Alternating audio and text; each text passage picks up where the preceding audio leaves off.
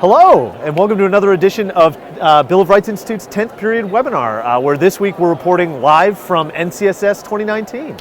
We're so excited for you to be here. We're excited to come every year to NCSS. And so we're going to introduce some of our colleagues, we'll talk to some of our teachers, and give you a little sense of what we do here at the National Council for Social Studies Annual Conference. But in case you're just joining us for the first time, my name is Kirk Higgins. I'm the Senior Manager for Education at the Bill of Rights Institute. I'm Rachel Davison-Humphreys, Director of Outreach. And every other week we do these webinars where we try to bring on different guests and talk about different topics and see how we can help fit that content into the classroom. But this week has been about us exploring different opportunities for content in classrooms. And so we're going to talk with a few of our colleagues about what they've seen, what we do, and explore NCSS for you. We hope you can join us here when we enter all the cities that we enter when we come to NCSS. But in case you can't, this will give you a little bit of a taste. Absolutely. So our first guest, I think, is Jenny Westbrook. Jenny! Well, welcome, Jenny. So, what has stood up to you this year at NCSS? Oh goodness, the energy. Yeah. There's so much interest in civic education. So Civic Alley is just such a great place to be. And so much interest, and it's, I guess one of the most gratifying things is when people come by and say, oh, the Bill of Rights Institute, I use your stuff all the time. Yeah. That's great. Yeah, that's a very gratifying thing. That's great. And you've had a couple opportunities to do some presentations while you've been here. What have you been talking about? Yeah, well, I guess the thing I've talked about the most is our newest curriculum, Votes for Women, as we approach the centennial of the 19th Amendment's ratification. Terrific. And so it's been really fun to share our classroom-ready resources with people in a number of different venues. Yeah. That's really So one of the sessions you did was a poster session. What's the poster session like? Well, the way we typically do it is to make a big poster. just to get people's attention. This is what we're doing over here. And then as people approach with curious looks on their faces, we ask them, are you familiar with the Bill of Rights Institute? And have you heard about our newest thing? And so then we just talk about the resource. So I hand them a copy of the curriculum and we walk through it step by step. Very cool. So great. What would you say your favorite activity in the Votes for Women? Because you were also a big part of the writing and producing of that resource. So what's your favorite activity to kind of help teachers walk through? Well, there are a couple of themes that run all the way through the curriculum. Yeah. And one of the pieces of that I'm really fond of is the pathway for change. Because we studied the processes that the women's suffrage movement followed, not because anybody gave them a handbook, but just because they figured it out as people who were civically engaged. So we looked at some of the processes that they used in their movement, and we thought that this would be a great model to help students understand how to make change happen, to make your institutions align with your principles and have those changes stick. Right. So a century and a half, but it's stuck. And women have legal equality now. Yeah, absolutely. It's a huge testament to 140 years of hard work by these women and those that supported them. Absolutely. Well, that's really exciting, Jenny. We're glad you stopped by. Thanks for And we'll let you get back to talking to some of our folks who are coming up to the booth. But thank you so much. Thanks for being here, Jenny. That's great. I think that's one of the fun things about NCSS is that you see also how a lot of these different organizations are tackling the same topic. Right, absolutely. And that's Civics is hot right now. I mean, we, for the first time ever at this NCSS, we have the Civics Renewal Network Village, which is a group of about 20 organizations. I think there's 60 or so organizations in the network as a whole, but the Civics Renewal Network has this village of just civics and history providers, right, who focus on civic education across the country. So these are national organizations, and we have our friends from iCivics and Gilder Lehrman and the Library of Congress and all of our friends from around the civic space here with us. Yeah, absolutely, and including some of the educators from our network. Exactly. So now we're going to be joined by Kyle, who's one of our... Hi guys. Yay, Good, how are you? Awesome. So Kyle, where are you from? So I'm originally from Miami, but I teach in Houston, Texas. Terrific. Cool. So not too far down the road. No, not too far, about an hour and 45 minutes. What do you teach? I teach AP US History, regular US History, but I'm also department chair, and so I work with our government and eco teachers and 10th grade team as well. Very cool. Very awesome. Cool. So what has stood out for you this year at NCSS? Well, I mean, the exhibit hall is first and foremost phenomenal. I mean, all the different resources and stuff, the things that I already knew but were reinforced or got to link up with people that I've met at other conferences, but also the things I didn't even know about or had never considered, bringing into the classroom or bringing to the school, Like what? or just being made aware of. So for existence, our campus is really moving towards a project-based focus, and there are numerous different organizations that are focusing on how to incorporate project-based learning into the civics. And a lot of times, especially me when I first started teaching, when I heard projects, I thought poster board or science class. Right. But there are a lot of great organizations here that will actually come out to your classroom and work with your students or train your teachers on how to incorporate more civic mindedness with their students in the classroom. And Absolutely. stuff like That's something BRI thinks about quite a bit. We have a couple of projects that are thinking about what does it mean to be civically engaged, kind of broadly speaking, right? Because so often those civics projects will be very government focused. Yeah. And so we like to think about what is entrepreneurship in citizenship? Yeah. What is charity in citizenship? And so it's really great to hear that a lot of the districts around the country are starting to orient themselves to this active kind of way of engaging as a citizen, even before you have voting rights. Yeah, exactly. And working primarily with juniors, a lot of my students can't vote yet. But when we work on the election cycle and stuff like that, they get really excited and they're able to take the content that we're learning in class and apply it, and that follows them into their government and eco classes when they're seniors and stuff. Well, that's really exciting, and we appreciate you stopping by, Kyle. Yeah, definitely. Thanks for having me. I think you'll be coming back for another session later on this afternoon. I will. Our April session is happening. Real quick before you go, you had the opportunity to come to one of our programs a couple of weeks ago. Can you talk to us a little bit about the Socratic workshop that you attended? Okay, yeah. So a while ago, I went to the Socratic workshop, and we worked on reading and analyzing primary sources. And there are a billion different ways to do Socratic seminars, but I've tried and failed in the past. One thing that I got from the BRI was how to scaffold it so that it works in any setting. And so I can give my AP students a primary source or even a secondary scholarly source and have them discuss it. And sometimes it flops, sometimes it doesn't, but I could never do it with my regular U.S. history students. And then with the training, what we did was we focused on how to analyze the text, how to break it down, ask questions, and give us enough information so that when I brought the students together to have our Socratic discussion, it was, number one, a discussion and not an argument. They were able to pull from primary knowledge as well as build knowledge from each other, and it just completely changed the culture and dynamic of the classroom, both in my AP, because I felt I had a better grasp on it, as well as my on-level. And so it's really changed the way that I'm kind of teaching both levels. And in fact, I had the opportunity to bring that back to my campus. And so now my 10th grade team is starting to work on Socratic seminars as well, and incorporating more world history documents and stuff into it. So it's having an effect on my campus, and talk to my coordinator, hopefully my district, and you guys are doing great things here with that. So exciting to hear. Well, thank you. We were so glad that you were able to come, and we're so glad to be able to support you and your students. And I'm glad to be here. I'm so thankful for you guys and all the work that you guys do. Absolutely. Well, thank you for all you do, and we really appreciate you coming by. Thanks so much, Kyle. Thanks, Kyle. Yeah, I think the Socratic seminars that we do are really interesting because it gives you just another tool for your tool chest, right? And so many teachers, when you hear about Socratic, they don't have a vision themselves because it wasn't part of their own kind of pedagogical experience as a student. And so I think what's powerful about both the weekend Liberty Fund programs that you've run for years and some of the workshops that we've been co-designing is that it gives them not only now this opportunity to practice the pedagogy, but also some real clear tools of scaffolding the resources so that they can introduce them to their students. Absolutely. And just an opportunity to get more familiar with something that you may have done maybe a long time ago and you're looking for new tips, or maybe it's something that you've done recently but you're looking to shake it up a little bit. And I think that's a really neat opportunity that we're able to do. Well, it looks like we have another guest. Oh, terrific. One of my favorite people, Jennifer Jolly. Come on. Thank you for making me feel so special. Absolutely. No, I mean, you are pretty special. Why don't you tell us a little bit about what you do, Jen? Well, I'm a teacher in Florida. Right. I work in Melbourne, Florida, and I teach at Bombay Magnet High School.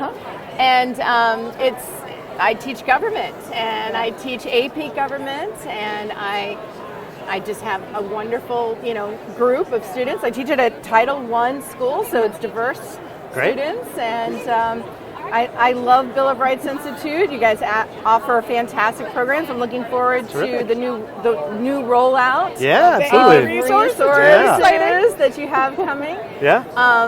And I've also attended some of your colloquia, and so I'm very proud to be part of that. And the last one on women's suffrage and just the women's history is fantastic. So I'm also looking forward to your new lessons that you have. Yeah, absolutely. Well, what I so admire about you is, so NTSF really is about continuing education, right? Yes. And you are someone who, in my observation of you as an educator, takes that role very seriously. Yes. That you are a lifelong learner. Yes. Can you talk about the importance of that to your practice? Sure. I mean, I think to be an effective teacher, you need to model that learning and teaching go hand in hand. Right.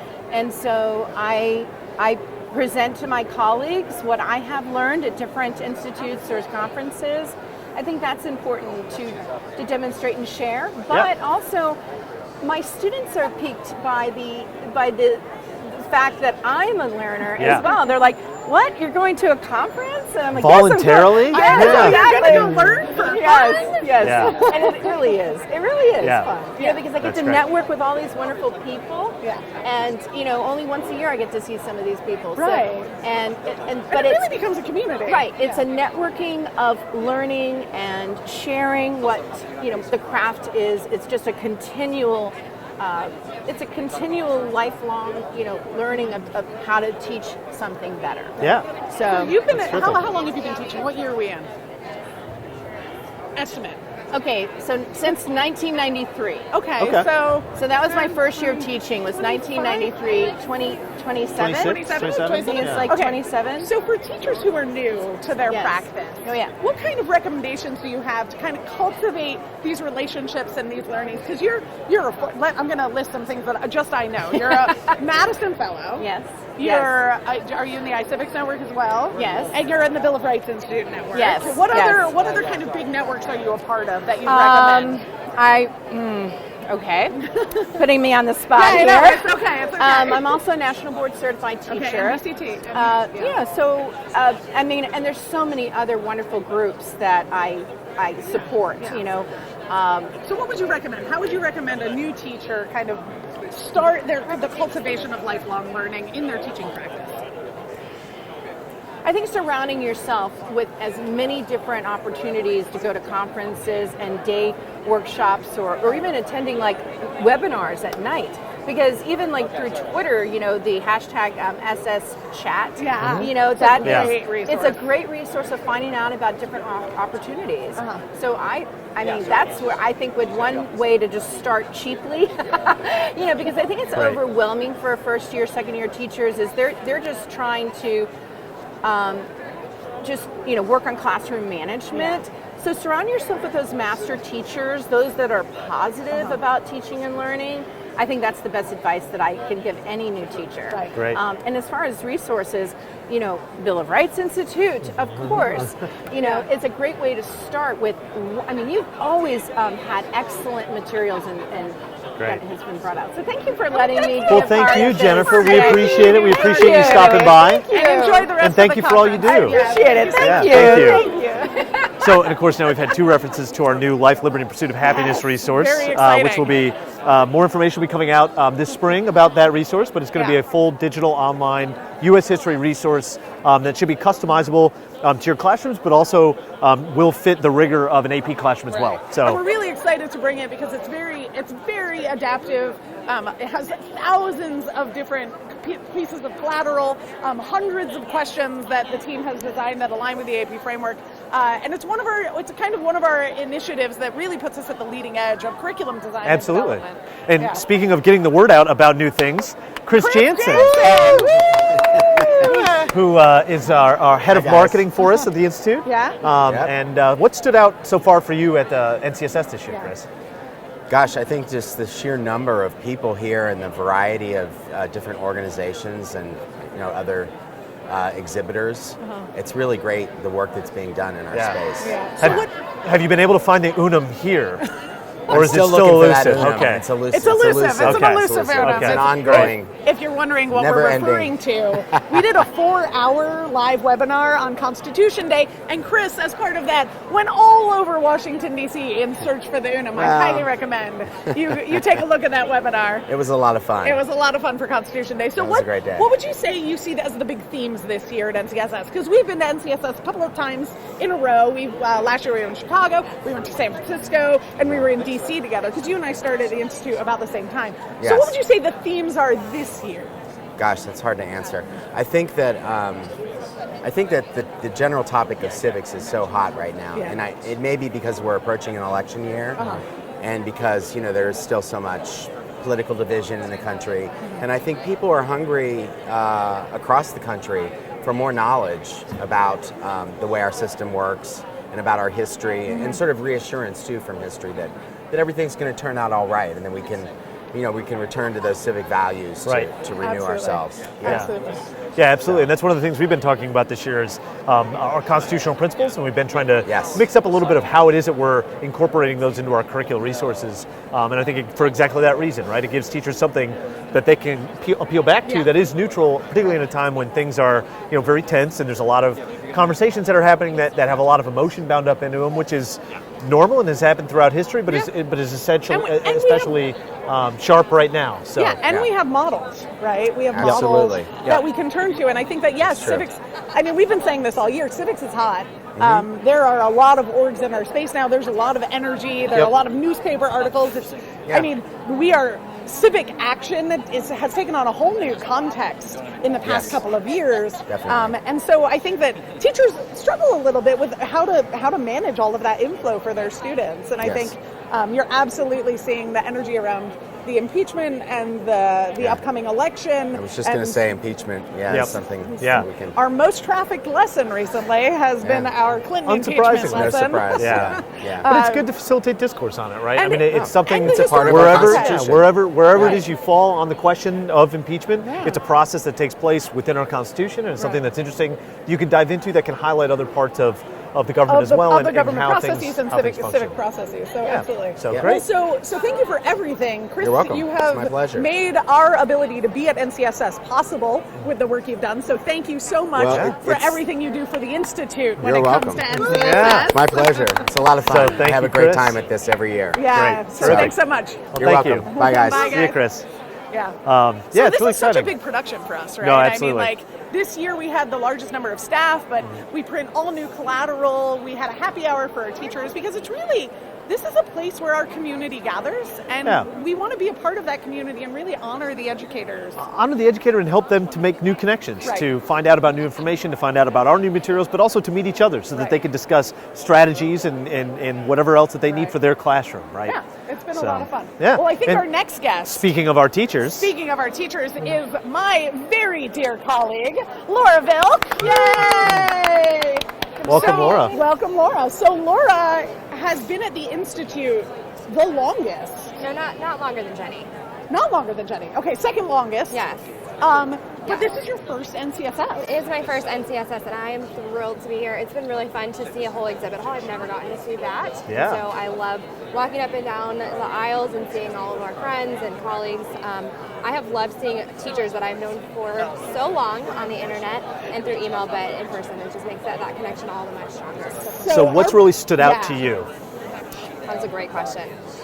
Just the number of people that have been coming through our booth, it has been so full and so wonderful to be able to share our resources with teachers and principals and administrators, district level folks. That's been really fun.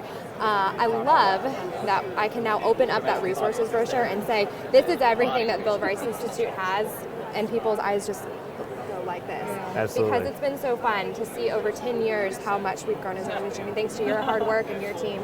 And then that APUS resource is gonna be great, yeah. going to be a game be a game changer. changer. Yeah. So We're really excited you've about it. shifted your role now to being teacher services. What does coming to an event like this mean for you, for our growth of our teacher community? What are you thinking? Yeah, so we did our very first NCSS Happy Hour last night, where we gathered about 50 teachers at a nearby venue, and that was just like an alumni event to be able to bring together people who have never met, but they've been to a programming with us for a long time. They were able to just meet new colleagues and get to know old friends in a different way. So I loved being able to sit with our teachers for 3 hours and just relax and enjoy the drink and food with them. So. And what do we see? Awesome. What do we see for the future of NCSS for BRI? What are you thinking? What's like on the docket? Well, we're going to be in our backyard. I know, right. next year, So 2020. It's going to be amazing. Everyone should plan for that. We're going to do another event, maybe multiple events, to honor our teacher network, and people are going to be there. So that will be coming up.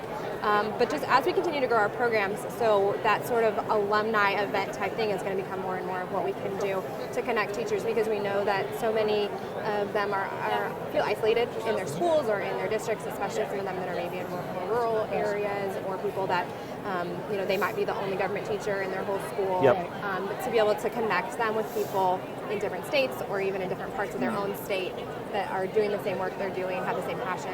I love that. We bring that connection. Absolutely. Well, we're so excited to see how the community grows here at NCSS. Yes. And thank you again for last night. You did an amazing job kind of planning all of our teacher engagement processes for this event. So everybody can look forward to emails from Laura. But thank you so much for being here. Thank you, Laura. Thank you. So it's just really exciting seeing our teacher network grow, because I think we're finding new ways of not only with educators being able to engage with our resources, but also become a part of a community where they can interact with one another and find the support that they need in a peer network, which I think is really powerful. And this kind of event really gives us access to the teachers in ways that we couldn't otherwise. I mean, there's no other place where 5,000 history and civics teachers converge where we have that kind of access to the community that we already have and to grow our community. A big part of the growth strategy of our community is our in-person programs. So we're going to welcome Erin Cochran from our programs team. So welcome to NCSS, Erin. Thank you. First time. Erin is one of our newest team members, so she's only been at the Institute 3 months. And this is also Erin's first NCSS. It is my first NCSS. It is my first conference ever. First awesome. time in Austin. Very exciting. That's all very new. All kinds of So firsts. you were in the classroom for how many years? 7 years. For 7 years, but you had never been to a conference like this. No. I feel like we did a lot of smaller in-person PDs, but not big conferences like this. Maybe summits, but that was the closest we And got. that's true for a lot of educators, right? There are, we estimate about 200,000 history and civics teachers in the U.S. There are 5,000 at this conference. So there are a lot of people who don't have the opportunity to come to this kind of conference. Not the opportunity, or they don't hear about it, or they don't have the money, they can't take the time off because teachers are super, super busy, even though they have summers, doesn't really count. So what would you say are the most important things that you've noticed or learned about this kind of conference? What's really stood out to you? Some of the things that have really stood out to me, also, first, just being in programs, it's been really nice to be on the other side of it and meet all the teachers that we have kind of developed these programs for and who attend them, and I don't always see them until I go to programs or that I'm here at NCSS. And it's been really nice to hear their experience with the Bill of Rights Institute and just like their experience here at NCSS. And I just feel like this overall excitement, and even people are just so passionate. I think sometimes we hear about how teachers have been getting disciplined, or they're just, they're because they have such low pay, but everyone here is so passionate about what they do. And to have 5,000 really excited just social studies teachers, it makes me excited. I was just full of adrenaline yesterday. I think it's, we all were a little adrenaline. It's just, but they feed that. So from the people that are coming up to our booth, what stood out to you? Has there been any general comments that have been similar, or what is it that folks are looking for that they're finding here at NCSS? I think they're looking for things that they can, one, adapt to a lot of different learners and levels, and things that our young students can learn. Say, like, history is a living thing. Social studies is a living thing, or if I'm not involved in the government, it still affects me, or I can still affect it. And so when we talk about our curriculums, we want them to see that what we're doing is not just in the past, or women's suffrage. You too can be part of a movement, and here's how you can go about that movement. Absolutely. Well, that's really exciting. And Erin, we're glad that you got your first NCSS. Yay, So glad you're here. First time, and thank you for everything you do to support all of our teacher programs. So, Absolutely. Erin, if you're coming to one of our teacher programs, you'll probably end up speaking from to Erin. She's new to the team, but she's awesome, and so we're so excited. Yeah, great. So, well, thank you, Erin. Thanks for being here. Yeah, really appreciate it. No, I think that's really exciting that Yeah. seeing educators coming here looking for solutions and having a whole room of groups that they can go and talk to and interact with. And it's also like there's a certain kind of person who puts in to present here, and so it's a really kind of elevated. Not that every teacher is doing amazing work in the classroom, but you really have the opportunity to get new practices because the people putting in for the conference sessions are the ones that think they have something innovative to share. Yeah, and I think one of the things that's been exciting for me too is being able to sort of brainstorm with teachers when they come up, right? Absolutely. Like they can see our whole list of resources, they can see all of our different programs that we can run, and then be able to just talk with them saying, hey, what do you teach? And getting a whole range of different teachers and finding ways to fit things into their classroom. I think it's really a lot of fun.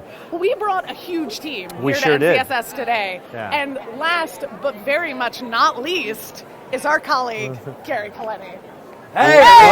Welcome, Gary. All right, I brought you stickers and look at this. Pens. Wow, I've Come to never the stickers seen and these pens before. booth. This is great. I got to take wearing my sunglasses at night. What a fantastic event this is happening so far. It's been a lot of There's fun. happening. So, were you at NTSF last year? I was at NTSS last year. I was in Chicago. A little weather slightly different. A little chillier. Not 55 It's been degrees. lovely. For those not here, it's around 70 degrees here, which is lovely. Yeah, it's been delightful. It's been a nice break for us coming from Virginia. Virginia. Right, exactly. We mentioned it's in Austin, so the food here is amazing. Yeah. I went for All the tacos. guests here are just raving about this. Yeah, the tacos are fantastic. So what stood out to you about your experience at NCSS overall? Well, every NCSS is pretty amazing in terms of bringing so many different people together who all have a passion for the same thing, even if it's some people are teaching geography and some people are teaching physics and civics. Hey, could be teaching physics. I don't know. I taught physics. Geography might include physics. Geography, it could be. Is that human geography? Human geography. But anyway, so the coming together and just sharing the passion for teaching, but also for learning, right? So I think that's what's super cool is all the teachers who are just having a great time learning at these sessions. I know that's a general thing, but NCSS, maybe because I'm biased, I'm really into social studies. I think it's an energizing thing too, It is. right? Absolutely. There's a liveliness and like a collaboration, like working together. Some people say, "Oh, I'd love to build off these ideas," and it just keeps happening. And so like many that. of the sessions do that, right? So Yes. like the best sessions that I've been to are ones that tap the knowledge of the room really well. Yes. Right? And a number of sessions that have multiple presenters from different organizations, right? So you were in one. I was in one that was all about the 19th Amendment, and it was with our friends from the Civic Renewal Network Village, and so we each were in different stations, and teachers were able to kind of filter through. Right. And we were asking about what are the pain points in teaching 19th Amendment. The biggest one we heard is time, which is just the constraint of all teachers. And we know that you only have 180 days.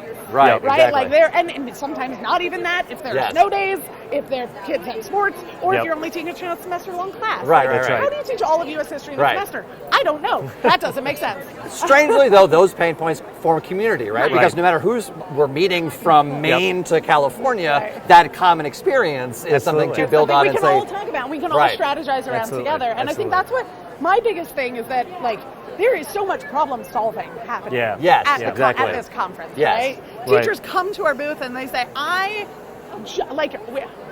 got a new course 6 weeks into the semester, right? Like, I need help. We are developing a course that doesn't exist yet. And that for me is part of building on our network, which we do at our programs, but also here at NCSS, is continuing that conversation, right? Building out that support group. So when you go home from NCSS with all these new ideas, you have people that you can relate with, you can send us questions, and all of us can keep pulling in the same direction together. Yeah, there's that momentum, right? That invigorating momentum that you're so inspired in November, it's the middle of the year, so now you have the rest of the year to get excited and already think about next year. That's right. So that's really cool. NTSF does kind of happen at a little bit of a weird time, always right around Thanksgiving, Right, and often around an election cycle. That's true. So That next is year true. it's not until December because the election is Right. happening But at it'll the be end in of DC November. and the 100th anniversary, 100th right? anniversary. So on that note, Right.